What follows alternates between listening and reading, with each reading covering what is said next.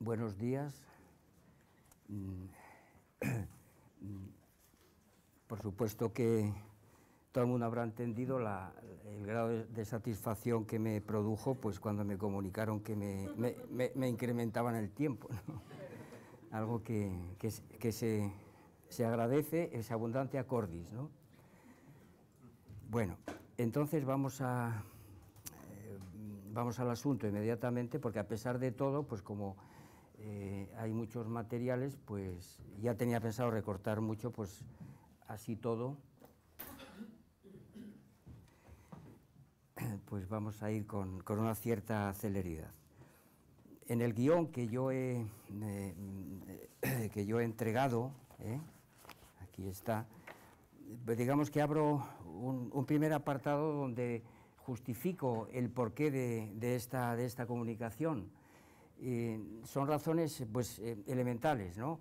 La primera de ellas, como es bien sabido,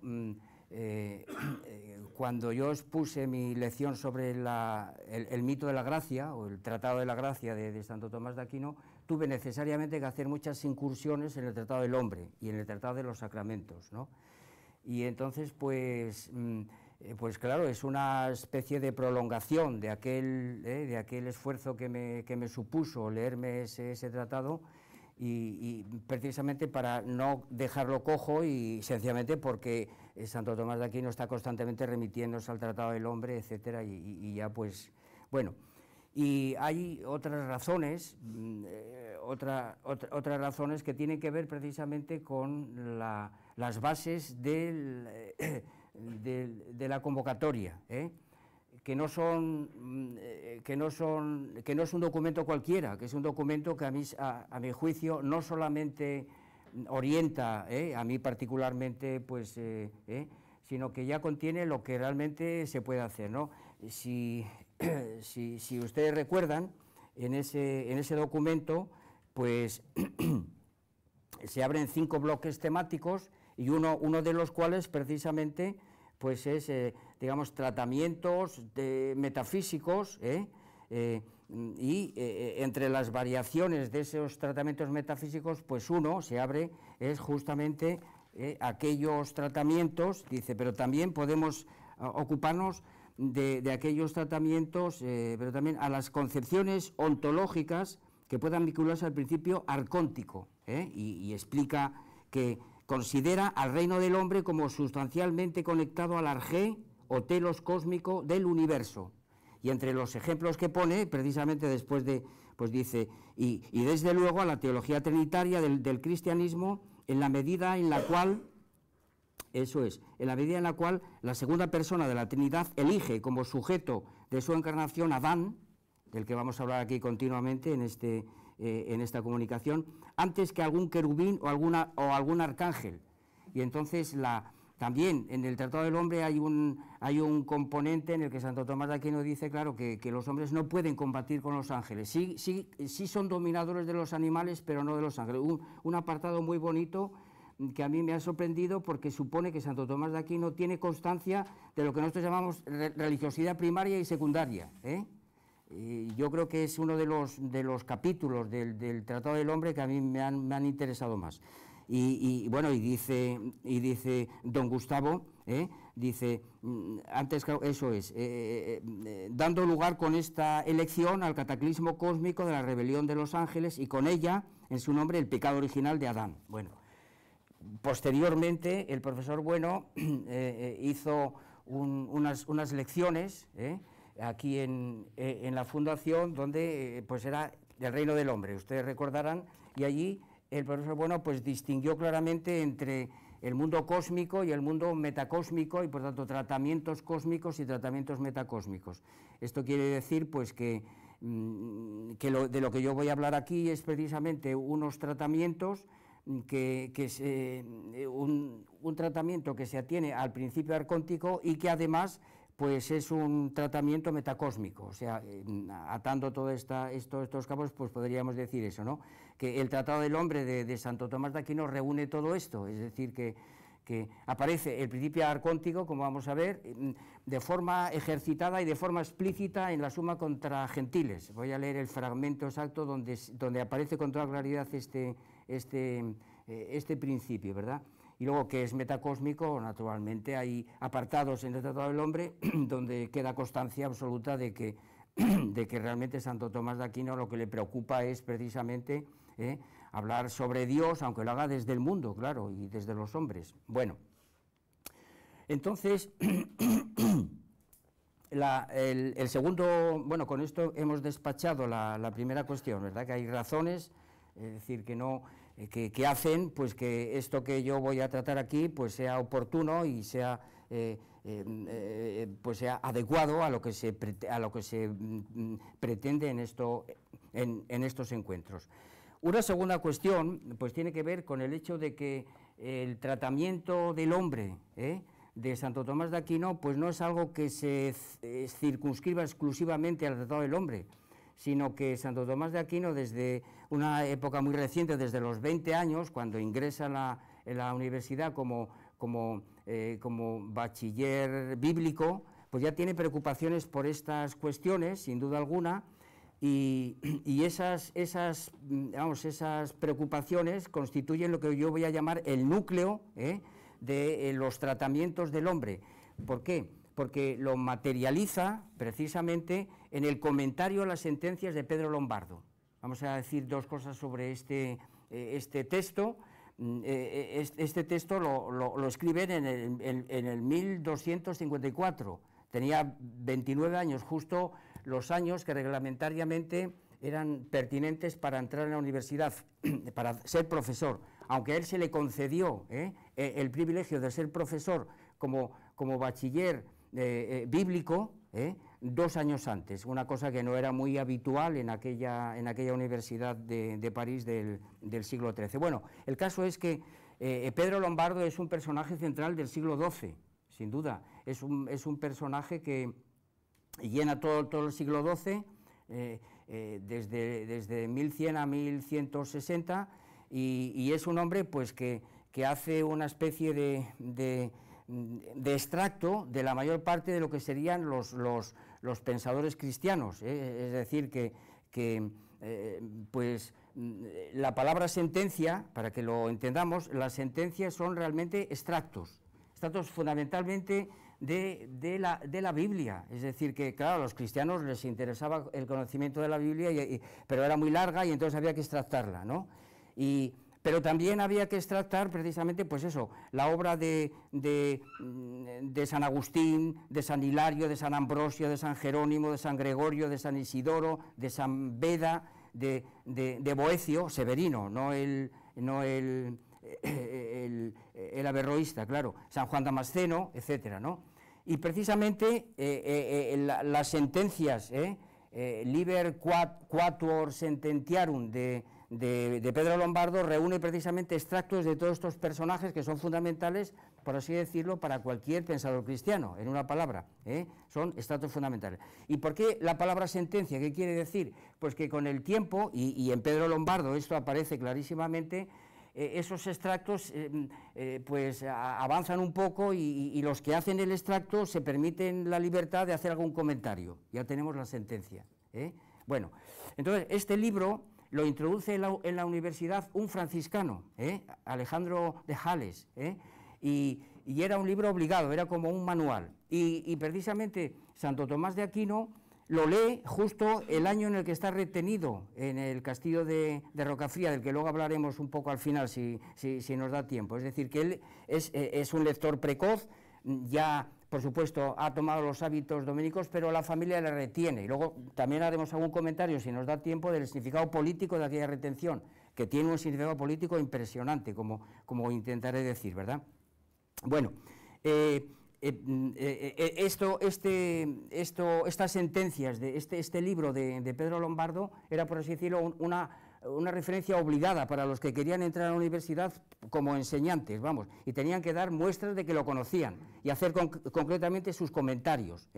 Por ejemplo, pues naturalmente son famosos los comentarios que hace San Buenaventura, San Alberto Magno, que es, como sabemos, pues el maestro predilecto de Santo Tomás de Aquino, que se lo llevó a Colonia, después de su primer ciclo, de su primer momento en la universidad, de su primera instancia en la Universidad de París, pero también, por supuesto, pues, Duns Scoto, Ockham, hacen comentarios a Pedro Lombardo, Lutero, y nuestro Domingo de Soto, que también aquí la relación con la política es fundamental, era el confesor de Carlos I de España y V de Alemania, o sea que eso es muy importante, ¿verdad?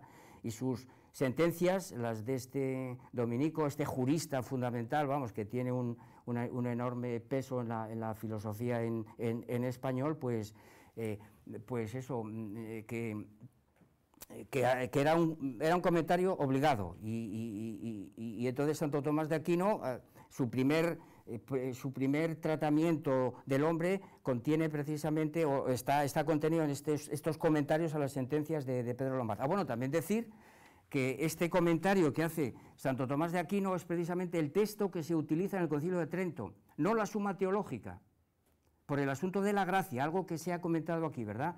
Yo me he referido hace un momento pues al espléndido trabajo de Juan Antonio Evia, donde él demuestra precisamente que en aquellos momentos, digamos que la tesis fundamental de la Iglesia era reforzar el libre arbitrio, es decir, la libertad, frente precisamente a la predestinación luterana y calvinista, y entonces en el Concilio de Trento tenían más importancia, por así decirlo, aquellos teóricos jesuitas que dominaban estas cuestiones. Pero sin embargo, pero también de algunos dominicos, y concretamente, pero no las obras completas de ellas, sino justo aquellas obras en las que precisamente Santo Tomás de Aquino todavía no tiene una concepción tan rigurosa con respecto al gracia santificante, y podríamos decir que tiene todavía posiciones, podríamos decir, pues eso, semipelagianas, como yo pues manifesté en alguna ocasión, ¿verdad? Y precisamente, bueno, pues eso, decir que en los 4 libros de Pedro Lombardo pues se tratan todas las cosas teológicas, es decir, la existencia de Dios, la creación, las virtudes y los sacramentos. Entonces Santo Tomás de Aquino pues toma buena cuenta de todo esto y hace sus comentarios.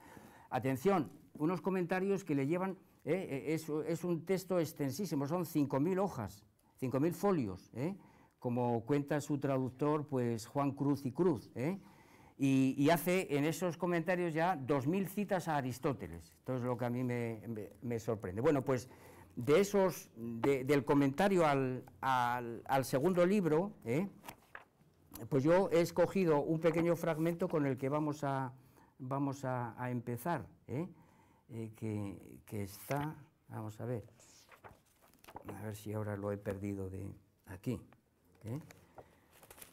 Sí, un pequeño fragmento en el que Santo Tomás de Aquino, esto pertenece al segundo de los libros del comentario que él hace, y entonces Santo Tomás de Aquino comienza por hacer, por así decirlo, un análisis de los fragmentos o de las proposiciones de Pedro Lombardo, y luego presenta sus diferencias y al final pues su expositio o su comentario, y lo articula un poco a imagen y semejanza de lo que hará después en la Suma Teológica. Entonces, con respecto, vamos a empezar por aquí porque es el tema que nos va a ocupar a continuación, es concretamente el artículo 2, el artículo 2 de la cuestión 3, el artículo dice, y vamos a ir al paraíso directamente, si el paraíso en el que estuvo Adán, entonces ya sale de nuevo, ya aparece aquí Adán, pudo ser un lugar corpóreo, Entonces, la solución que ofrece Santo Tomás de Aquino nos dice, Orígenes dijo que el paraíso no era un lugar corpóreo alguno, sino que todas las cosas que se dicen del paraíso hay que interpretarlas alegóricamente como de paraíso espiritual, cosa que reprueba como error Epifanio, obispo de Chipre, en carta traducida por San Jerónimo. Por lo que es simplemente necesario conceder que el paraíso, vamos a decirlo aquí, ¿verdad?, es el lugar corpóreo situado en determinada parte de la tierra, situado, no ubicado, situado, atemperadísimo y ameno, de modo que el hombre, no impedido por ninguna perturbación, gozara serenamente de las delicias espirituales. Ahora bien, este lugar supone que está bajo el ecuador, hacia la parte oriental, la palabra oriental, la subrayo y haré un pequeño comentario, ya que algunos filósofos aseguran que aquel lugar es atemperadísimo, de cuyo lugar parece que fluye también el Nilo, uno de los 4 ríos del paraíso. O sea que hay una referencia geográfica bien clara, ¿verdad? Esto lo dice Santo Tomás de Aquino, ya digo, en 1254. Y decir que el Tratado del Hombre se cierra precisamente con el tratamiento del paraíso, donde hay cambios importantes, pero ya Santo Tomás de Aquino tiene claro que el paraíso es un lugar terrenal, y con esto yo hago los 3 siguientes comentarios muy rápidamente para luego, en todo caso, pues dejarlo para el recorrido por los diferentes, las diferentes cuestiones del Tratado del Hombre que hay en la Suma Teológica, ¿verdad? Bueno, pues, ¿cuáles son estas? Primero, que realmente, recurriendo a esa distinción tan potente que nos hizo don Gustavo en una de sus últimas teselas, entre ubicar y situar, realmente aquí la traducción, a mi juicio, es absolutamente, que hace Cruz, es absolutamente acertada, porque Dios sitúa al hombre precisamente en un lugar determinado y escoge para él pues un lugar que además pues tiene que ver con ese referente geográfico, ¿verdad? Bueno, la segunda apreciación que podríamos decir es que el término oriente contiene la raíz or, que significa nacimiento, y como me explicó sabiamente pues nuestro jurista, pero también filólogo, Víctor Patón, esa raíz or está contenida en el concepto aborto, que con la A privativa, que es decir, pues no nacido, falta de nacimiento, ¿verdad? Y entonces, pues claro, tiene que estar en Oriente, porque el símbolo de Oriente pues es donde nacen las cosas, y entonces ahí nace también Eva, significa vida, entonces eso, la vida, nacimiento, etcétera. Hay una simbología muy... Bueno, y luego, por otro lado, pues decir que este mito donde se sitúa al lado del Nilo, a mí me llevó inmediatamente pues a otra cuestión también importante. Como asiduo lector de la edición española de Scientific American, Investigación y Ciencia, desde el año 1992, que lo vengo siguiendo, pues digamos que los paleontólogos se dedican precisamente a hablarnos de la Eva africana, de la Eva mitocondrial, del Adán cromosómico, etcétera. Y entonces el departamento de Alan Wilson y Rebecca Camp pues escribe con todo lujo de detalles un argumento en el año 92, origen africano reciente de los humanos, y se lo atribuyen precisamente pues eso, a una mujer, ¿no? La genética nos revela que una mujer africana, después en escritos posteriores la llaman Eva, le ponen precisamente el nombre de Eva, de hace 200.000 años fue nuestro antepasado común.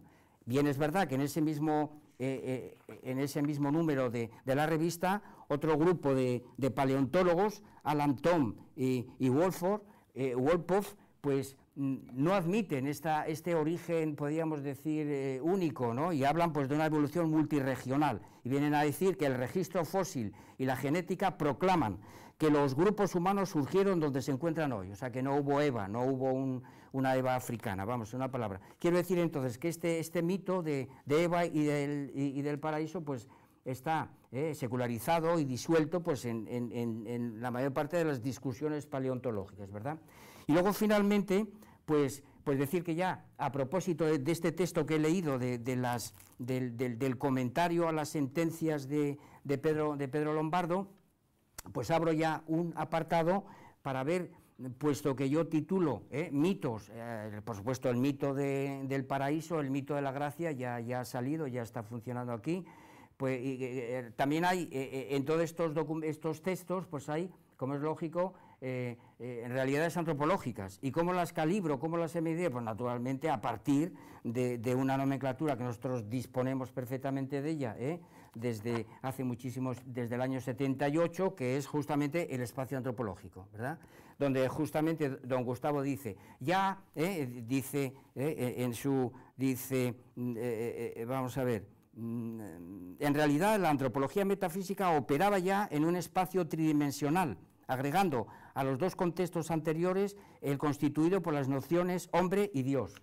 Bueno, pues esto es lo que voy a hacer, precisamente esta referencia a lo que sería pues la corporeidad y geográficamente muy determinado, justo pues allí donde, en el Nilo y en toda esa Etiopía, donde los paleontólogos dicen que surgió la vida, etcétera, pues eso tiene que ver, como es lógico, pues con el eje radial, y ahí iremos, según vamos diciendo cosas, pues iremos metiendo en el capítulo del eje radial, eje circular y eje angular, pues iremos haciendo para sobre todo ver cómo Santo Tomás de Aquino articula la parte, podríamos decir, antropológica, todas estas referencias radiales, circulares y angulares, con unos mitos que por otro lado no han desaparecido, sino que están disueltos no solamente en los paleontólogos, sino en los filósofos modernos y contemporáneos, como voy a intentar demostrar, y para eso me he tomado la molestia de proporcionarles algunas fotocopias en eso que yo llamo el apéndice, los mitos modernos o contemporáneos, que contienen no solamente el mito del origen paradisíaco, sino el mito de la gloria o fase final o fase... de la que no habla Santo Tomás de Aquino expresamente, aunque sí que hace referencias continuas a la gloria, porque eso de la gloria lo reserva él para el Tratado de la Gracia, ¿no? Bueno, entonces dicho esto, pues ya vemos que ese aquí está el núcleo del Tratado del Hombre, está aquí, es decir, todas las cuestiones que tratan la Suma Teológica, pues ya están apuntadas, ¿no?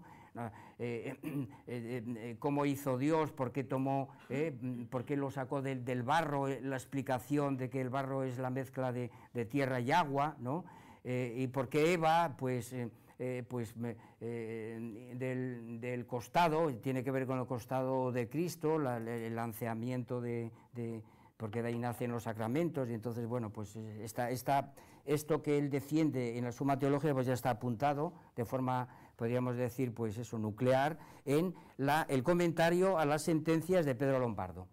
En el curso, que desde ese, fíjense ustedes, de 1254 hasta, podríamos decir, termina de escribir la Suma Teológica en 1268, pasan unos cuantos años, y ahí, ¿qué pasa? Que Santo Tomás tiene escritos menores y luego un escrito mayor, que es la Suma contra Gentiles.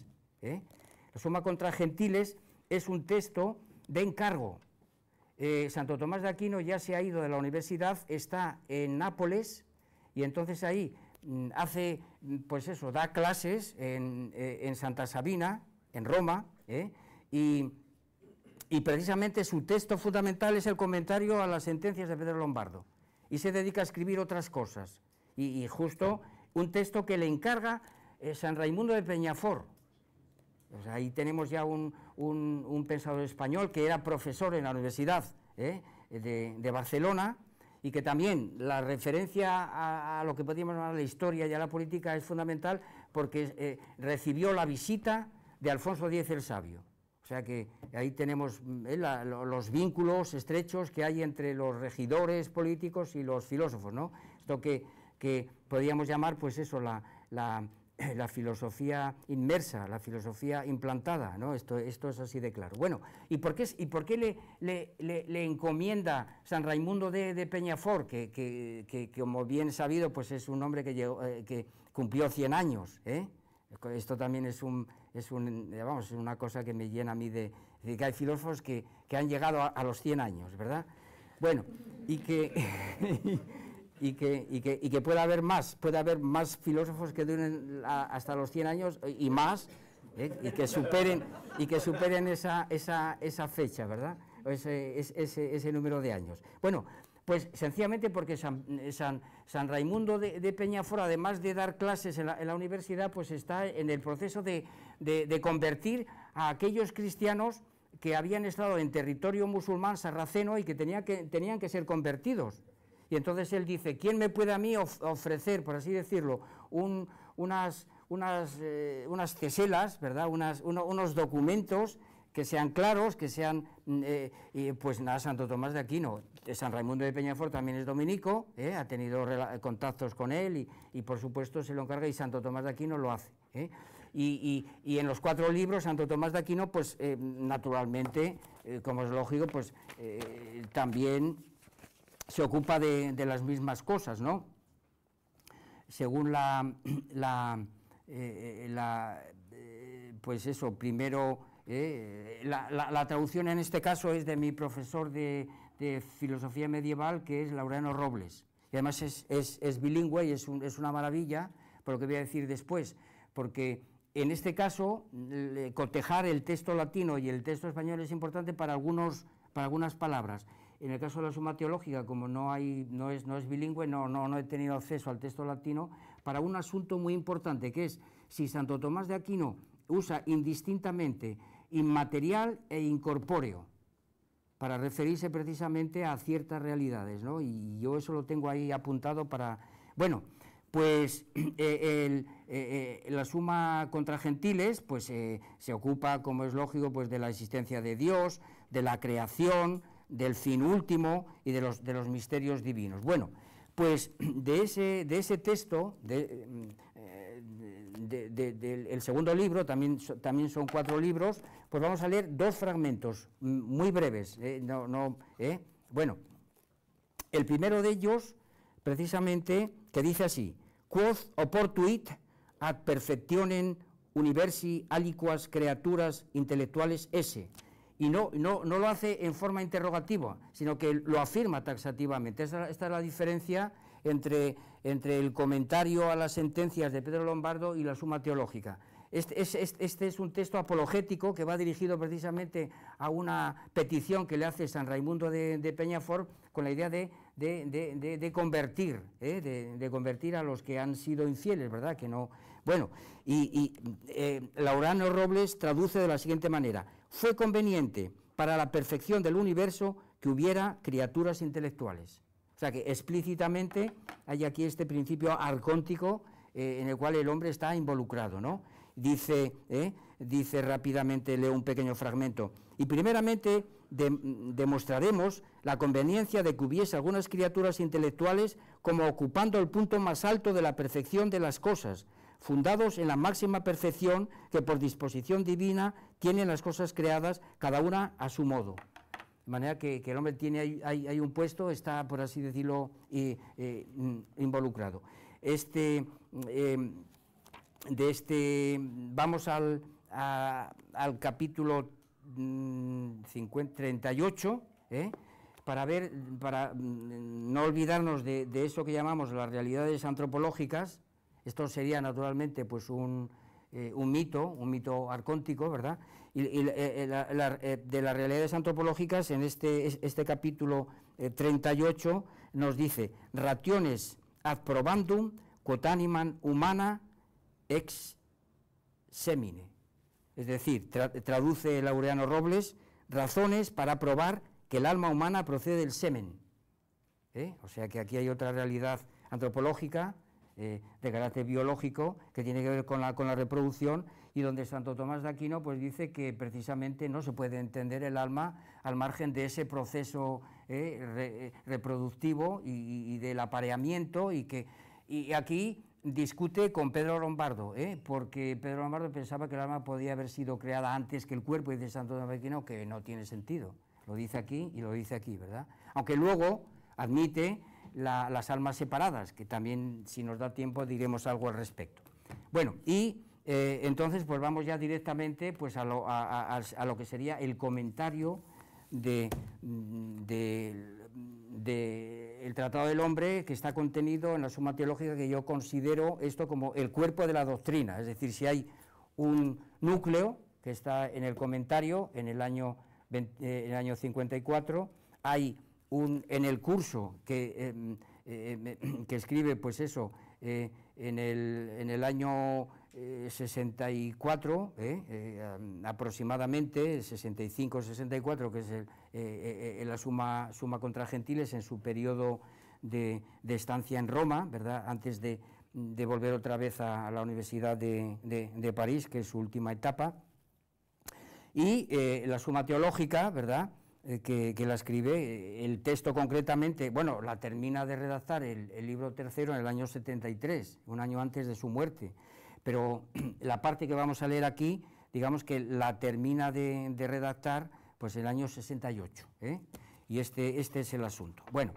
entonces, claro, resulta que este tratado pues contiene 28 cuestiones, es uno de los más largos, no el más largo, por ejemplo, para que haya una referencia, pues el tratado del Verbo encarnado, tratado que dedica Santo Tomás en otra sección de la Suma Teológica, pues tiene 59, para decírselo exactamente, vamos a ver si no me equivoco, tiene 59 cuestiones, y el tratado de los sacramentos que no pudo terminar, porque justamente le sobrevino la muerte, y si nos da tiempo también diremos algo sobre lo que dicen algunas biografías de un posible envenenamiento, esto ya lo adelanto,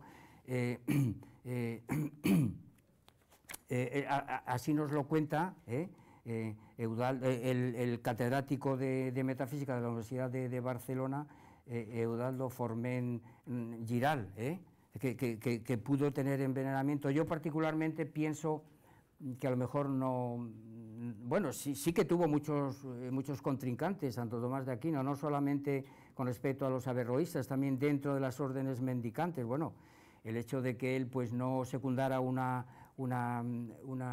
huelga, pues eso hace ver que tenía enfrentamientos, tenía enemigos, sin duda, ¿verdad? Pero es que unas fechas antes había visitado en un castillo a un religioso que tenía paludismo, y parece que tanto él como Reginaldo Piperno, que era su secretario, pues pudieron contraer el paludismo. Bueno, no, esto no está del todo determinado, ¿verdad? Bueno, entonces, con respecto a esto, y el Tratado de los Sacramentos tiene 31, o sea, algunas cuestiones más. Bien, entonces vamos ya directamente a hacer esto que yo llamo, pues podemos decir un desglose de los 28, lo desglosamos, pero también a la vez lo reagrupamos, porque son 28 cuestiones, él las pone una detrás de otra, pero nosotros las clasificamos precisamente acudiendo a un modo noseológico que, como sabemos, pues es justamente la reagrupación, o agrupamientos, ¿verdad? Como es bien sabido, el profesor Bueno, cuando aborda esta cuestión de los modos noseológicos, toma como punto de referencia el libro de Curry, lecciones sobre lógica algebraica, y entonces pues este hombre, este matemático y lógico, pues habla solamente de 3 funtores, y don Gustavo dice pues que esto hay que completarlo con el cuarto de los funtores, que son los funtores predicativos, que son las clasificaciones, y justamente la que vamos a utilizar aquí pues es la que podríamos llamar ascendente atributiva, es decir, agrupar las 28 cuestiones pues según unas etiquetas que también son a su vez pues funcionales desde el punto de vista pues del materialismo filosófico, ¿verdad? Bueno, y esto es, ¿verdad? Es decir, que de esas 28 cuestiones, desde de la 75 a la 102, que son las 28 que tenemos, las 11 primeras cuestiones, pues aborda ahí Santo Tomás de Aquino lo que podríamos llamar la parte psicológica del ser humano, ¿verdad? Y hace un recorrido, podríamos decir, casi milimétrico al de ánima de Aristóteles, es decir, que la pieza central que tiene Santo Tomás de Aquino para hablar de lo que podríamos llamar del psiquismo humano es naturalmente Aristóteles, el de ánima. Es decir, yo no lo he contado, como ha hecho Juan Cruz con el comentario a las sentencias, pero estoy seguro que hay una cantidad enorme de, vamos, yo me lo he estado encontrando continuamente, vamos, el de ánima es algo completamente, bueno, y entonces, pues esto, decirles que, claro, que se trata de una psicología inserta en un libro de teología. Esto hay que tenerlo muy, pero que muy, y es porque Santo Tomás de Aquino se da cuenta, claro, de que los que se van a dedicar a la salvación de las almas, claro que en esto consiste la teología, lo hablábamos ayer, de la misma manera que el médico se ocupa del cuerpo, los teólogos se ocupan del alma, y los juristas de la sociedad, ¿verdad? Pues entonces resulta que el que tiene que salvar almas, el que tiene que ocuparse de las almas, pues tiene que tener conocimientos psicológicos. Sencillamente es una psicología dirigida para confesores, que tienen que saber lo que es la memoria, lo que son las percepciones, lo que es la voluntad, lo que es el libre albedrío, etcétera, etcétera. Y esto es justamente estas 11 primeras cuestiones donde pues se aborda naturalmente todo esto, ¿verdad? Que es la percepción, que la memoria, la voluntad, en fin, el concepto de facultad aristotélica, ¿verdad? Las diferentes facultades, las diferentes potencias, ¿verdad? Y lo que yo he notado en este primer bloque, podríamos decir, en esta primera reagrupación de cuestiones, es una actitud beligerante contra los presocráticos y contra Platón. Es decir, que justamente, ¿por qué? Porque se oponen a la racionalidad ilemórfica. Entonces, está constantemente Santo Tomás. Dos muestras muy rápidas. En una de ellas es el artículo primero de la cuestión 75, muy rápidamente, dice: el principio de tales acciones fue colocado por los antiguos filósofos, concretamente Demócrito y Empédocles. Cito sobre todo a Empédocles por lo que luego diré con respecto a ese apéndice en relación a los mitos antiguos, ¿verdad? Dice, filósofos antiguos que eran incapaces de ir más allá de la fantasía en algún cuerpo, ya que decían que solo los cuerpos eran algo, y lo que no es cuerpo es nada. Así sostenían que el alma era algún cuerpo. Esto por un lado, es decir, que la animadversión hacia los presocráticos es presente, vamos, y no digamos con respecto a Platón, ¿verdad? Por dos razones. Primero, porque Platón, según Santo Tomás de Aquino, pues no admitía una sola alma como la forma del cuerpo, sino que había muchas almas, pluralidad de almas, y eso a Santo Tomás le descolocaba, vamos, una palabra. Y dice, en la solución al artículo 3, ¿de cuál cuestión? De la cuestión 76, sobre la unión alma-cuerpo, dice concretamente, Platón sostuvo que en el mismo cuerpo, incluso en sus diferentes miembros, había diversas almas a las cuales las atribuía diversas operaciones vitales. Decía que la fuerza nutritiva residía en el hígado, la fuerza concupiscible en el corazón y la fuerza cognoscitiva en el cerebro. Bueno, entonces lo pone como contrarréplica, pues pone hay una cita al de ánima aristotélica, etcétera, ¿verdad? Y más todavía, claro, por supuesto, dice, pues Platón sostenía que las formas de los seres naturales subsisten sin materia. Claro, naturalmente se desvía de ese racionalismo ilemórfico, ¿verdad? Subsisten sin materia y consecuentemente son inteligibles en cuanto tales, puesto que una cosa es inteligible en acto por el simple hecho de ser material. Así las llamaba especies o ideas. Claro, luego Santo Tomás de Aquino incurre en una infidelidad tremenda a Aristóteles cuando habla de las almas separadas, que este es otro capítulo que yo lo interpreto de otra manera desde las coordenadas del materialismo filosófico. Bueno, o sea que entonces hay una animadversión realmente curiosa hacia estas tradiciones filosóficas que también proporcionan mitos sobre el origen del hombre. Entonces, esto es a donde yo quiero ir precisamente, porque Santo Tomás de Aquino se recurrió a los mitos bíblicos frente a otros mitos que procedían de la tradición presocrática, Empédocles, o de la tradición platónica. Entonces, bueno, sencillamente puede chocar, pero ¿cómo la Biblia? Pues porque a Santo Tomás de Aquino le encajaba más los mitos bíblicos que los mitos presocráticos sobre este asunto. Yo he escogido dos fragmentos muy famosos para demostrar que realmente Santo Tomás de Aquino no podía aceptar esas otras tradiciones míticas para hablar de algo que no se sabía desde un punto de vista, podríamos decir hoy, categorial, claro, eran conjeturas. Bueno, pues, bueno, claro, y el asunto de la psicología nos lleva, yo también he incluido aquí la cuestión 89, de la cuestión 89, que dice exactamente sobre el conocimiento del alma separada. Claro que aquí habla de almas separadas y cómo es posible que el alma separada pueda conocer, si no hay materia, si no hay... teniendo en cuenta la doctrina aristotélica de que nuestro conocimiento intelectual es una operación de abstracción, como apuntó José Manuel, ¿verdad?, y que brota precisamente de las imágenes. Entonces, las almas separadas, ¿cómo es que pueden conocer? Y entonces aquí Santo Tomás de Aquino desarrolla una teoría que yo la he reinterpretado de otra manera, ¿verdad? Como, digamos, y aquí es donde vuelvo yo a insistir, donde aquí Santo Tomás de Aquino, y por eso tendríamos que tener el texto directo, y es una cuestión filológica, pues utiliza la palabra inmaterial, pero sin embargo, en otros lugares, Santo Tomás de Aquino habla de, que no se me escape este fragmento porque es fundamental, ¿verdad?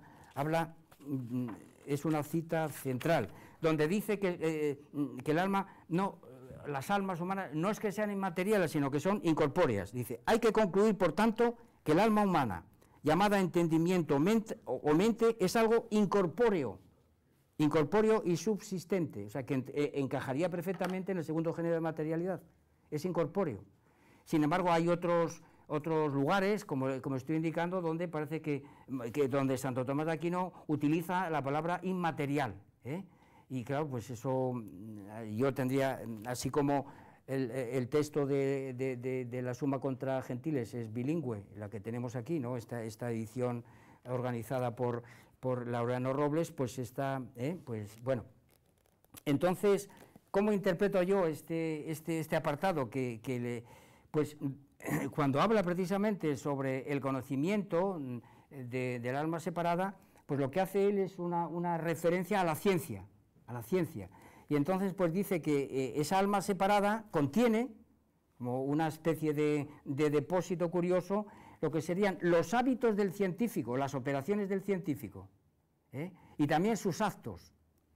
Dicho de alguna manera, yo lo interpreto de la siguiente manera, que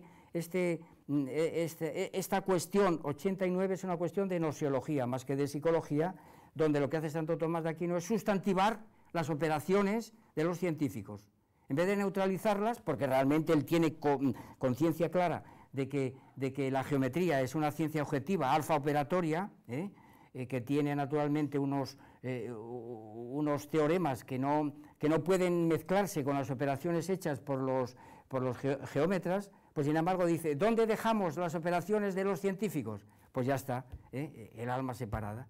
Entonces sustantiva esas operaciones, y ahí tenemos, pues eso, podríamos decir una nosiología ficción, ¿verdad?, donde pues lo que hace él es las operaciones beta, pues eso, la sustantiva, y ese es el alma separada, ¿verdad? Bueno, luego en otro grupo agrupo otras tres cuestiones importantes, la 86, 87 y 88, que yo considero que es una ontología especial. ¿Por qué? Porque en la cuestión 86 Santo Tomás de Aquino se ocupa de las cosas materiales, primer género de materialidad. Por tanto, una vez que ha terminado, podríamos decir, la parte psicológica, una psicología para futuros confesores, etcétera, pues ahora vamos a ver cuántos géneros de materialidad hay. Bueno, pues hay las cosas materiales, esta ontología especial, concretamente, vamos allá, es la cuestión 86, vamos allá, que dice exactamente así, cuestión 85, 86, que dice sobre lo que nuestro entendimiento conoce en las cosas materiales. que él admite que hay cosas materiales y que por supuesto, y como lo conoce, pues por el procedimiento de la abstracción. Pero la cuestión siguiente es la 87, que dice sobre cómo el alma se conoce a sí misma. Y aquí lo enlazo con lo que leí antes acerca de que el alma es una realidad incorpórea, y entonces digo, pues que realmente Santo Tomás de Aquino también opera de alguna manera con un segundo género de materialidad. Y luego, claro, naturalmente, el tercer género de materialidad, pues como es lógico, es la cuestión 88, sobre cómo el alma conoce lo que está por encima de ella. ¿Y qué es eso que está por encima de ella? Pues naturalmente los ángeles, Dios y ciertas, dice, sustancias inmateriales. Dice, sustancias inmateriales, y esto, pues, no utiliza, claro, la traducción que hace, en este caso, se llama José Martorell, Capó, el traductor de este texto, y Fernando Soria es el que hace Fernando Soria, un dominico importante, que hace una introducción a este texto, ¿verdad? Bueno, pues esto es lo que contiene este grupo de cuestiones que yo pues organizo dentro de lo que llamamos, pues eso, la ontología especial. Luego habría un conjunto de, pues 1, 2, 3, 4, 5, 6 cuestiones que serían un tratado de antropología. Entendido por antropología, pues el origen del hombre, el origen de la mujer, el lugar en el que sitúa al hombre, todo esto, ¿no? Y donde justamente se trata de una antropología mitopoética, como no podía ser de otra manera, y muy vinculada o muy ligada, pues, a la Biblia, es decir,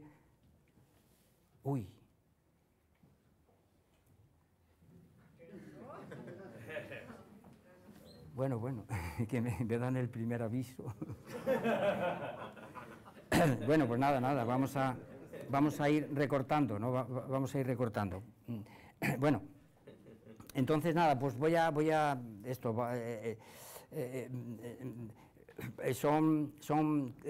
pues la cuestión 90, 91, 92, 93, la 97 y la 102, que es la última, la 102, donde se ocupa del paraíso terrenal.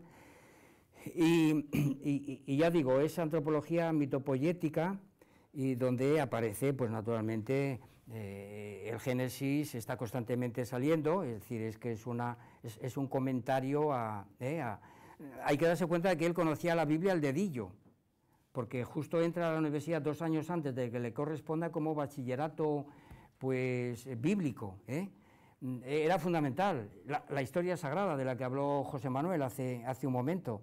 Esta historia sagrada se ha conservado en los planes de estudio del bachillerato. Yo todavía estudié historia sagrada, en el plan de Ruy Jiménez, ¿verdad?, como algo fundamental. Teníamos que conocer la Biblia, teníamos que conocer estos mitos, ¿no?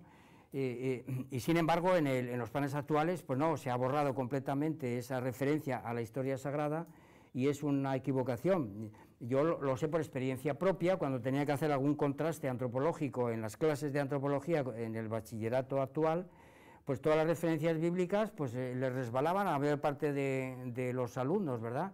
Y yo decía, pero hombre, ¿no conocéis esto? ¿No habéis oído nunca hablar de Abraham o de Adán o de Eva? No, es que yo no soy creyente. Dijo, oye, chico, tampoco lo soy yo, pero es que estas referencias hay que tenerlas, ¿verdad? Y bueno, pues esto es, ¿no? Y Santo Tomás de Aquino realmente conocía la Biblia al dedillo, está constantemente, y en estos apartados, bueno, el Génesis y el Eclesiastés, son textos bíblicos.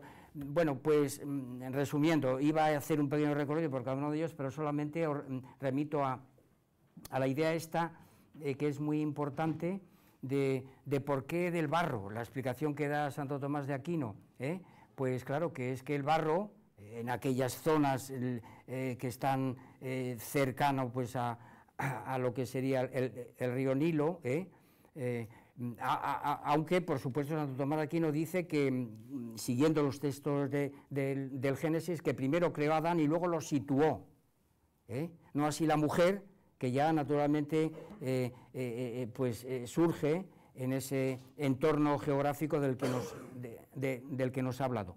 Entonces, ¿por qué el barro? Pues porque son los elementos inferiores, es decir, es la mezcla de agua y tierra, y Santo Tomás de Aquino hace referencia aquí pues a lo que tiene que ver con el cielo, que sería más el aire, el fuego, etcétera, ¿no?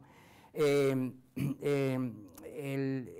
traductor José Martorell lo interpreta diciendo que Santo Tomás de Aquino aquí recurre a Empédocles. Yo creo que no, creo que aquí se confunde totalmente, porque justo unas líneas más abajo pues habla precisamente, a ver si lo encontrara, bueno, habla de el hombre en pequeño, o el microcosmos, ¿verdad? El hombre como microcosmos, y eso le acerca mucho más a Anaxágoras que a Empédocles.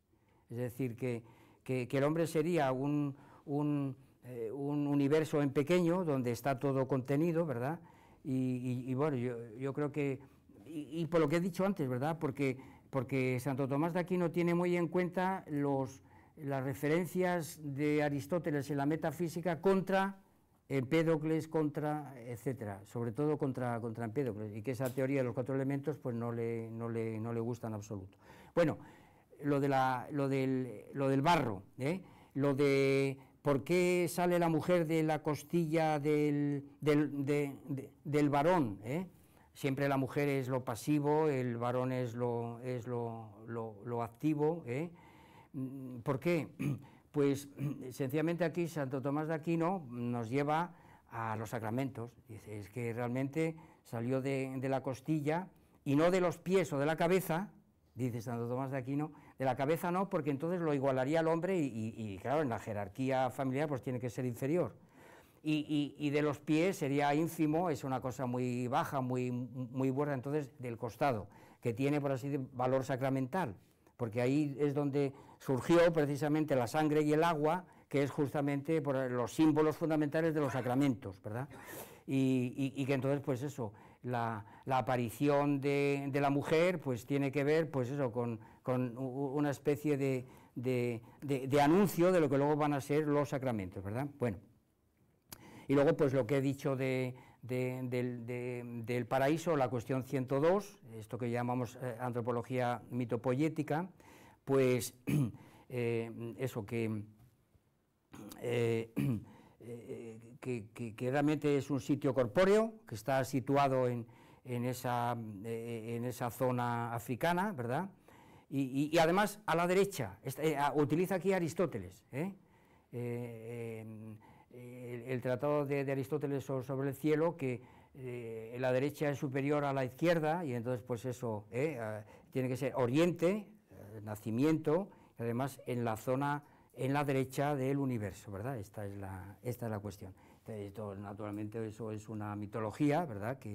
Bueno, la cuestión 94 la considero yo como una cuestión de lo que podríamos llamar parapsicología, porque Santo Tomás de Aquino aquí nos remite la cuestión 94, que se titula, o la titula de la siguiente manera, dice, sobre el estado y la condición del primer hombre, lo referente al entendimiento, pues justo aquí nos habla de percepciones extrasensoriales, es decir, se plantea él si los hombres pudieron ver a los ángeles o no, si realmente Adán pudo ver a Dios en el sueño que le propició, bueno, estas cosas, ¿no? Si hay percepciones extrasensoriales de realidades o de entidades no corpóreas, o como él llama, inmateriales en algunos casos, ¿verdad? Este es el apartado 94. Luego, por supuesto, la cuestión 95, pues es una cuestión de ética, donde Santo Tomás de Aquino pues habla de las pasiones y de las virtudes, como es lógico, y como digo antes, naturalmente, como dije antes, es un tratado de ética condensado, por supuesto, para confesores, es decir, que los confesores tenían que saber, cuando los feligreses les iban al confesionario, tenían que saber pues qué es la memoria, qué es el entendimiento, qué es la voluntad, qué es la libertad, y qué son las pasiones, claro, y qué son las virtudes. Luego hay un tratado de las pasiones, que tiene pues mucha importancia y que hay que verlo siempre inserto en un tratado de teología, claro, esta es la cuestión.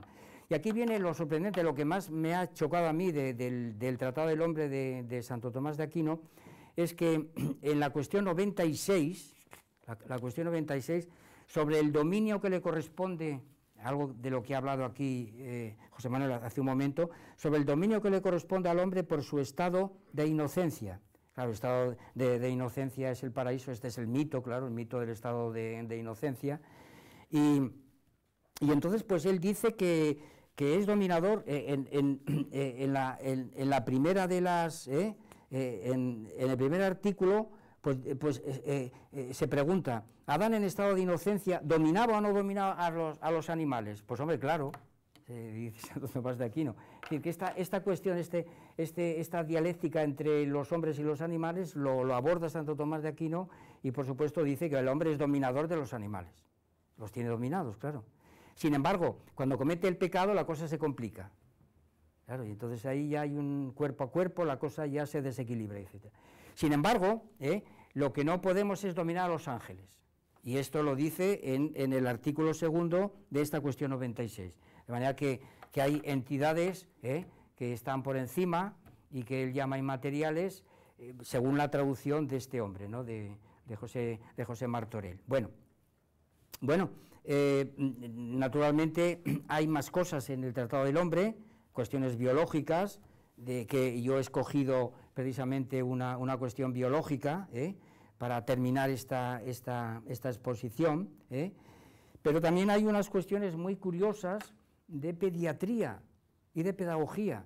Claro, naturalmente, es un texto teológico, pero claro, muchas de las mujeres que iban a confesarse tenían hijos o estaban embarazadas, y entonces Santo Tomás de Aquino, por supuesto, desde una ficción, la ficción del estado de inocencia o de la situación primitiva, pues lo que hace él es de alguna manera proyectar lo que él piensa justamente sobre los casos de cómo tratar a los niños, cómo enseñarles, porque él se plantea la cuestión de si los niños nacen con la ciencia infusa, dice que no, claro, que hay que enseñarles, y que entonces pues ahí la experiencia juega un papel importante. Bueno, nada, naturalmente, es decir, que es un pequeño tratado de pedagogía y pequeño tratado de pediatría en la medida en la que se pregunta a Santo Tomás de Aquino si los niños nacen con todas las funciones de los adultos, dice que no, que en absoluto, claro, que no, que lo fundamental de un recién nacido pues es el que maman, utiliza la expresión mamar, ¿verdad?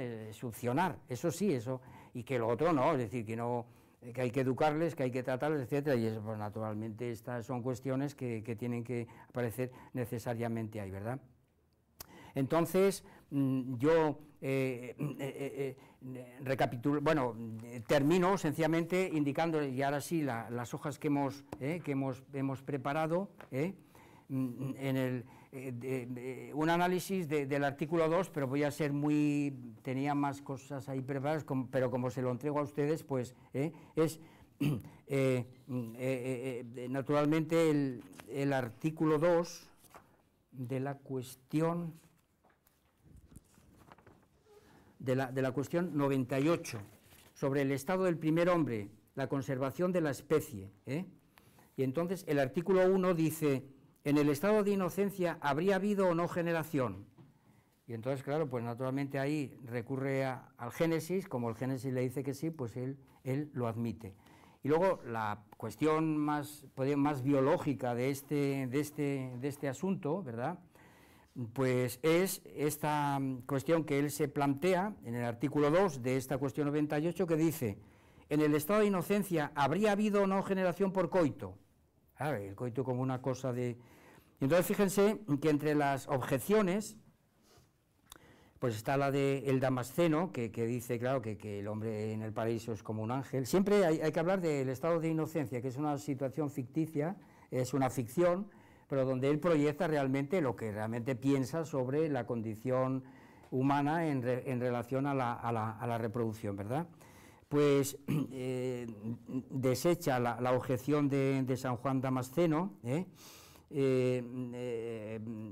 desecha también pues, el hecho de que, fíjense, la segunda objeción, los primeros padres fueron creados en edad adulta, si pues si la generación antes del pecado hubiese sido por coito, hubiera estado unido carnalmente en el paraíso, ¿no? Entonces, la tercera de las objeciones a mí me ha llamado muchísimo la atención, porque dice taxativamente Santo Tomás de Aquino, todavía más, debido al alto grado de placer que hay en el acto, el hombre es comparado a los animales, pero eso se alaba, por eso se alaba la continencia.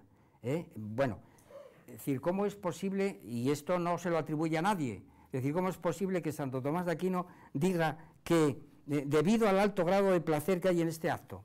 Esta afirmación, que es muy curiosa, pues pone, digamos, compromete seriamente lo que dicen los biógrafos, empezando por Santiago de la Vorágine, en el siglo XIII, ese dominico que llegó a ser arzobispo de Génova, ¿verdad?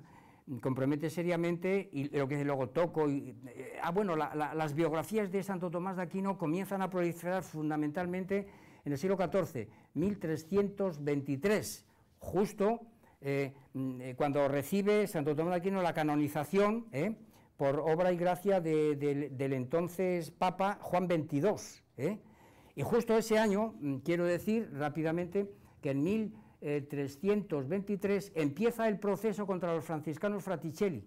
¿Es una coincidencia? No, realmente Juan XXII sabe perfectamente que hay que canonizar a un santo, a un doctor que se ha caracterizado por combatir las herejías, ¿verdad? Claro, naturalmente.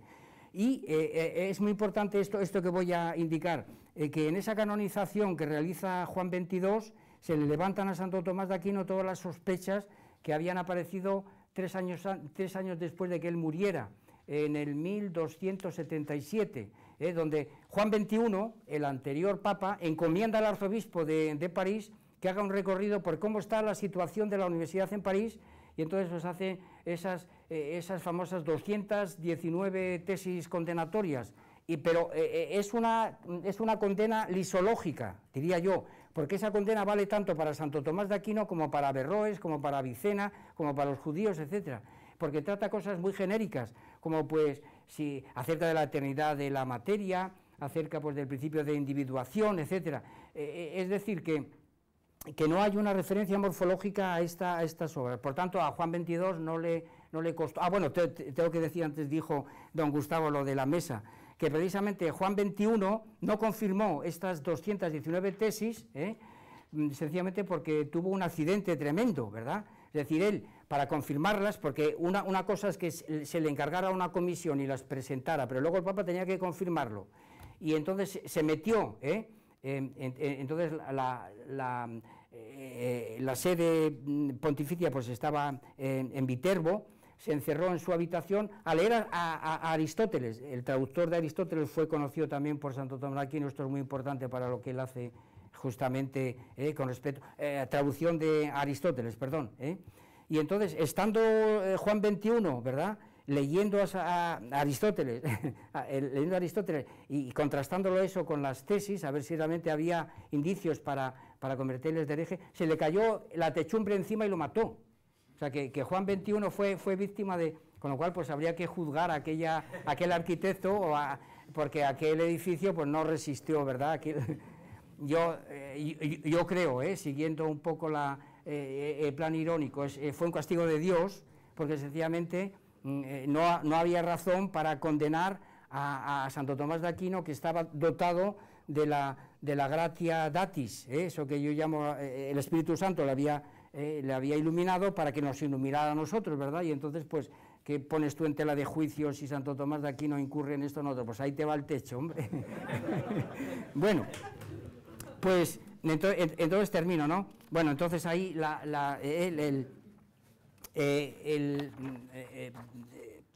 está, en cambio, frente a estas objeciones, pues está lo que dice Génesis, que sí es verdad que esto...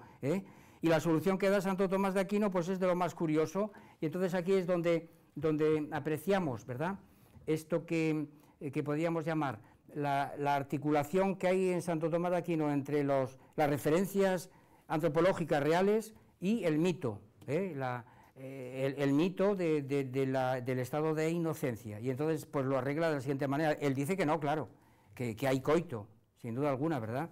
Y que entonces el coito pues tiene dos significados, como es lógico, él hace esa distinción, dice uno propio, que es la unión del hombre y la mujer para engendrar, pero luego hay otro que es, el otro aspecto que se puede considerar es la deformidad de una concupiscencia desenfrenada que no existiría en el estado de inocencia. Entonces pues él dice, y entonces ¿cómo tuvo lugar aquel coito en el estado de inocencia?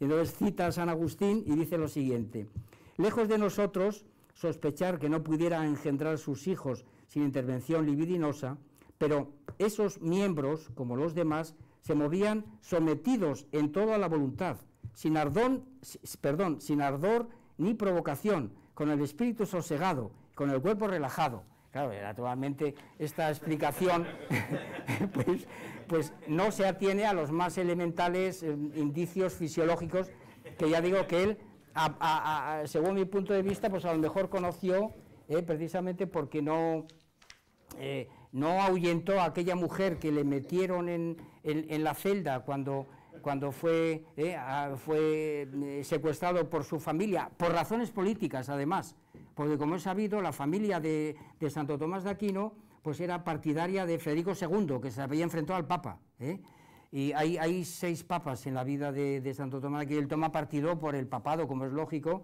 y entonces pues tanto la madre y los hermanos de él, que son 5, sus hermanos, pues todos participan en las guerras entre Nápoles y el Vaticano, ¿verdad? Y pues claro, naturalmente a Santo Tomás de Aquino, que se le considera pues un enemigo de la familia, pues hay que retenerle. Luego naturalmente lo soltaron y bueno, bueno, las respuestas a las objeciones las dejo para que ustedes las lean, para cómo realmente él se contesta a sí mismo en esa objeción que hace de que realmente hay que partir de la base de que es una cosa muy, muy placentera, etcétera, ¿no? Entonces, recapitulando, sin duda alguna hay referencias radiales, como hemos visto, no solamente en lo relativo al paraíso, pero también en lo relativo a los alimentos. Hay un constante referencia a propósito del árbol de la vida y los otros árboles que había en el paraíso. Si el árbol de la vida, Santo Tomás lo interpreta como una forma de aquellos frutos, valían pues para cuando entramos en decrepitud, pues eso, que nos revitalice, lo que hoy llamaríamos, pues qué sé yo, estos estimulantes, ¿verdad? Para pues ese era el árbol de la vida, no la palabra. Y los demás árboles naturalmente proporcionaban alimentos, y luego estaban naturalmente los animales, pues el hombre como dominador de animales, etcétera. Todo eso es de carácter radial. Lo referente a las referencias circulares, pues todo lo que tiene que ver con el apareamiento, con el coito, etcétera, serían relaciones. Y las referencias angulares, pues lo que he dicho acerca de la religiosidad terciaria, primaria y secundaria, y sobre todo, claro, este vínculo con Dios que plantea en la cuestión 93 sobre el origen del hombre, fin y objetivo, donde, claro, naturalmente, pues ahí plantea claramente Santo Tomás que el fin del hombre pues es Dios, entonces utiliza la idea de la felicidad, la vida eterna, la gloria, y claro, y esto es el estado terminal del hombre. Si en el estado inicial de inocencia, pues lo que reina es la gracia, pues luego la gracia consumada es la gloria, y ese es el capítulo final, ¿verdad? Entonces, y ya concluyo, pido entonces 2 o 3 minutos nada más para dar cuenta de las otras 2 hojas que he fotocopiado, para decir lo siguiente, que estos mitos mitopoyéticos, estos componentes mitopoyéticos, lejos de haber desaparecido, están disueltos en abundantísimos textos, ¿verdad? No solamente de los paleontólogos, cuando se refieren al origen africano, sino pues en ciertos filósofos que yo he escogido aquí para brevemente decir una pequeña referencia. Bueno, primero, tengo que indicar que por la experiencia de mi actividad profesional con respecto a la Biblia, son 3 minutos, Gustavo, hombre, pues me ha parecido muy adecuado, precisamente, pues fotocopiar aquí concretamente de la 29ª edición de la Santa Biblia, pues dos versículos donde se cuenta justamente esta historia de la creación del hombre y del paraíso terrenal, para que ustedes contrasten, porque hay una referencia constante de Santo Tomás de Aquino al Génesis. Y lo hago precisamente pensando en lo que podríamos llamar las víctimas de la Loxe, que no han tenido historia sagrada y que de esto no saben nada, ni les importa, ni... Bueno, la cuestión fundamental ahora que quiero yo tratar aquí es por qué Santo Tomás de Aquino recurre a la Biblia y no a otras tradiciones mitológicas para hablar de este asunto del origen del hombre. Y pues yo, vamos, sencillamente el siguiente texto del que doy cuenta en estas fotocopias, pues es ese texto ese testimonio de Aecio sobre Empédocles, donde sostuvo que las primeras generaciones de animales y de plantas no fueron completas. Después habla pues de que sino que constaban de miembros disyectos, la segunda nacidas de la unión de dichos miembros, a la tercera fue la de las formas totalmente naturales, la cuarta no surgió de la sustancia las sustancias homeómeras como la tierra, el agua, sino por generación, como resultado unas veces de la condensación de los alimentos y otros debido a la hermosura de la hembra, que excitaba el apetito sexual. Las diversas especies de animales se distinguieron por la calidad de sus mezclas. Es decir, el texto que pongo debajo es precisamente el repudio que siente Aristóteles a estas explicaciones, precisamente porque no hay forma, ¿ya? En la palabra no hay hilemorfismo, todo está explicado en términos exclusivamente materiales, solo hay materia, y entonces, pues claro, Santo Tomás de Aquino no podía entrar en estas tradiciones mitológicas que inauguraría Empédocles, sencillamente porque no entran en su planteamiento hilemórfico de todas las cuestiones, ¿verdad? Y en cuanto al texto platónico, tampoco Platón, hemos leído aquí algunos fragmentos donde Santo Tomás de Aquino muestra su rechazo rotundo a Platón, por supuesto. Esto es un déficit de su filosofía, pero así es, y entonces aquí les traigo ese pequeño fragmento que hay en el banquete. La traducción es de Manuel Sacristán, donde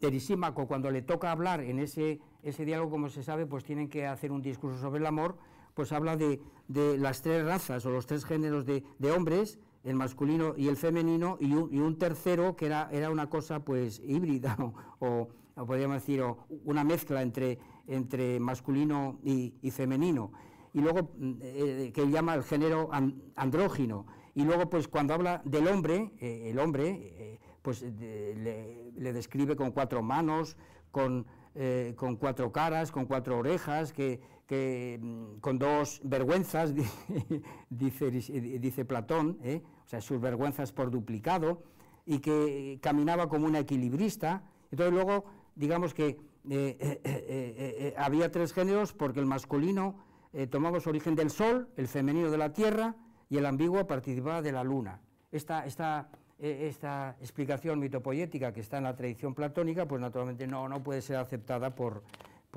Santo Tomás de Aquino.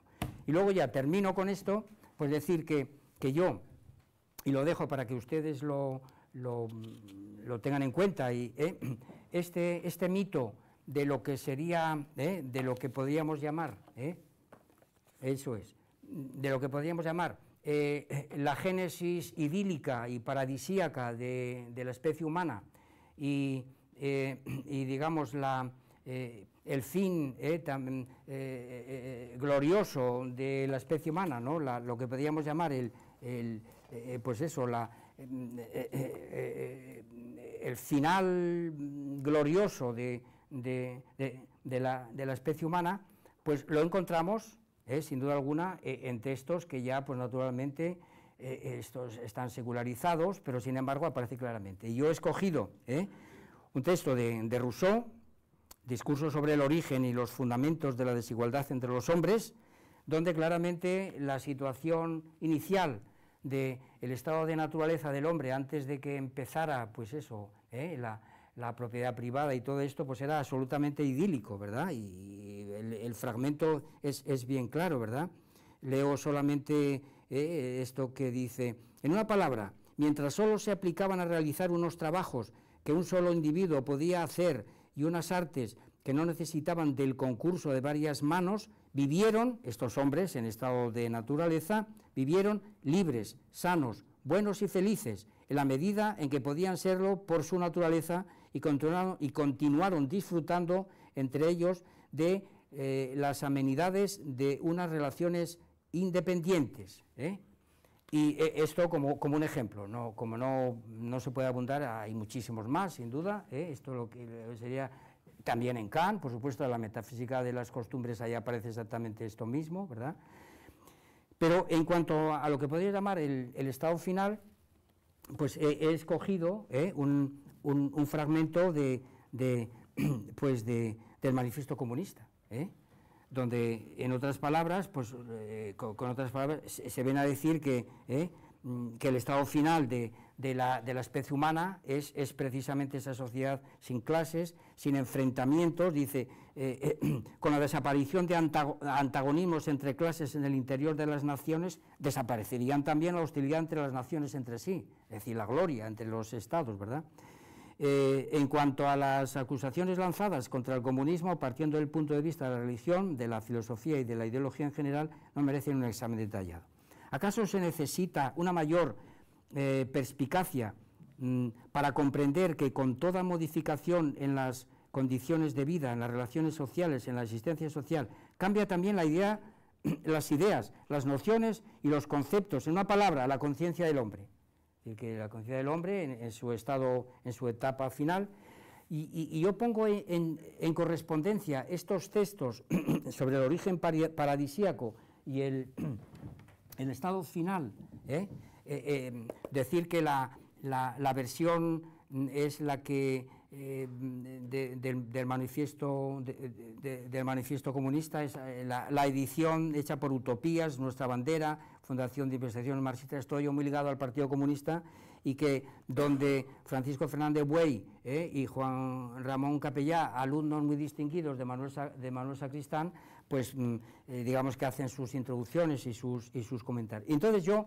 con ello remato y termino, pues pongo el punto final, haciendo corresponder precisamente estos dos mitos con los mitos del fundamentalismo democrático que don Gustavo señala en su libro Panfleto contra la democracia, hablando del fundamentalismo democrático de tipo originario, la democracia, no la palabra, ¿verdad?, en estado originario, y como estado final, ¿verdad? Son, por así decirlo, correspondencias que podríamos establecer. Y luego, y este es el último comentario, hay autores modernos y contemporáneos que no es que disimulen o que este mito bíblico del origen paradisíaco pues esté pues secularizado, sino que hay autores modernos, muy famosos, Immanuel Kant, donde recurren exactamente al mismo mito, de manera completamente, vamos, sin... y entonces, pues, he sacado ese fragmento, Ideas para una historia universal, dice un capítulo que se titula Probable inicio de la historia de la humanidad. ¿Y qué nos cuenta en ese probable indicio? Pues precisamente el mito de Adán y Eva, el Génesis. O sea que entonces este hombre Kant parece que no tiene en cuenta en el siglo XVIII que ya hay otros datos, otros materiales que no tiene en cuenta. Es decir, pues qué sé yo, la historia del hombre de Buffon, ¿verdad?, el naturalismo francés, la teoría de las catástrofes de Cuvier. Bien, es verdad que es un poco mayor Cuvier que Kant, pero ya en el 1800 Cuvier saca su anatomía comparada. El otro asunto para fundamentar su teoría de las catástrofes, bueno, que había paleontología, que había catástrofes, sí, termino, y que sin embargo, pues Kant, como ven ustedes, nada, esto se lo he fotocopiado para que lo vean, es decir, como él pues habla aquí de que lo lógico, que es una conjetura que él hace, dice, justamente por ello, y puesto que emprendo aquí un simple viaje de placer, espero que me permita la licencia de utilizar un texto sagrado a guisa de plano de imaginar que mi explicación encuentra exactamente la misma ruta que describen aquel testimonio escrito, como es el Génesis, y es lo de Adán y Eva de una manera, pues yo creo que más torpona que la que hace Santo Tomás de Aquino, vamos, en una palabra, ¿verdad? Pero a él le vale, y eso lo ajusta pues a su metafísica de las costumbres, a su paz perpetua, etcétera. Vamos, es una cuestión que queda ahí. Bueno, pues nada, muchas gracias y hasta otra ocasión.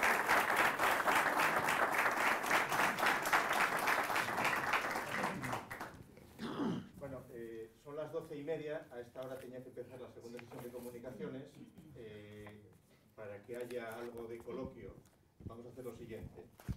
Vamos a hacer coloquio hasta la 1 menos cuarto. De 1 menos cuarto a 1 hay un descanso. A la 1 leerá su comunicación José Manuel López García y la comunicación de Iván Vélez se pasa para la tarde. Entonces así no hay agobios de tiempo. Esto lo digo una vez que Tomás ha dejado de hablar, y porque si no, le das la mano y te coge el pie y... no, los pies no, vale. El costado. Entonces, ahora un cuarto de hora para que haya un descanso y poder hacer la última comunicación, ¿vale? Gracias, Gustavo. Bueno, Tomás, muy bien, muy bien. Claro, siempre súper abundante, ¿no? El tiempo siempre le falta, pero vamos. Pero eso ha comunicado, yo creo, mayor dramatismo a la exposición, porque todos no sabíamos cómo estaba el asunto. No, hay cosas interesantísimas que ha dicho. Para no gastar tiempo por mi parte, yo creo que ha sido muy importante este subrayado de la importancia de la Biblia y de la estupidez de quienes siguen diciendo todavía que él no es creyente. Bueno, tampoco crees en Homero y tienes que saber quién fue pues Aquiles, ¿verdad? Esta estupidez tan extendida, pero extendida bien. Y entonces que efectivamente el mito no solamente está recogido por Kant, claro que Kant es uno de los hombres más abstractos y mitómanos que se puede imaginar, pero en fin, el prestigio de Kant es hoy día indiscutible. Pero yo subrayaría, simplemente anticipando mi intervención, que entre Santo Tomás y Kant, pues el mito de la Biblia sigue presente, vamos, fundamental, sobre todo en Linneo. Es decir, Linneo es literalmente un comentario de la Biblia, con todos sus matices que habrá que hablar. Y después de Marx, pues yo añadiría, usted cita el Manifiesto Comunista, muy bien citado, pero repasando, analizando los discursos que oímos todos los días en las Cortes, pues por ejemplo, o los comentarios, las tertulias, en los comentarios sobre todo de diputados de Izquierda Unida o del Partido Comunista, es literalmente lo mismo, la edad primitiva, es decir, los males de la crisis derivan de que la comunidad primitiva ha desaparecido en su tiempo. Es el caso de Cerzán, claro, ya el caso extremo del anarquismo, de la vuelta al primitivo, en donde el Estado primitivo aparece totalmente reivindicado, pero no solamente ya un libro de hace 3 o 4 años, ¿no?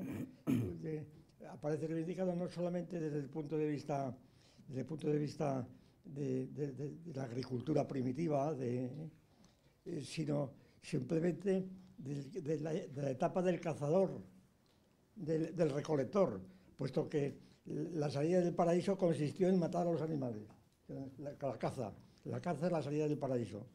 Y entonces la edad primordial, la edad saturnal, habría que ponerla en la época de los recolectores. Quiere decir que la actualidad es total. Y entonces, si quienes critican estas cosas, en la ciencia biológica, vamos, empezando sobre todo por todos los teyardianos y todos los que le han sucedido y siguen todavía, ¿claro? El padre Teilhard, pues, vamos, da ciento y raya a Santo Tomás en esto, pero ciento y raya. el punto omega, en fin, lo del padre Teilhard y los teilhardianos, que son muchas veces hemos hablado aquí porque estuvo un año de catedrático, Cruzafón, cuyos discípulos y su escuela sigue por ahí funcionando, pues totalmente. Y no digamos los paleontólogos, pero yo me callo por fin y nada, le felicito. Gracias.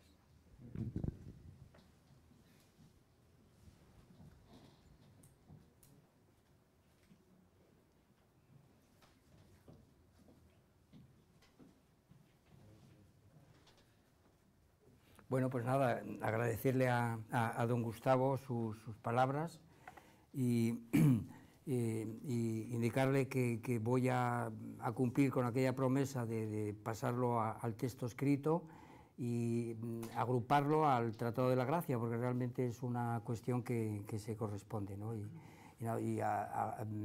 Agradecerles a ustedes su atención. Ya sé que me he propasado un poco, pero en fin, estas cosas ya sabemos que son. Muchas gracias.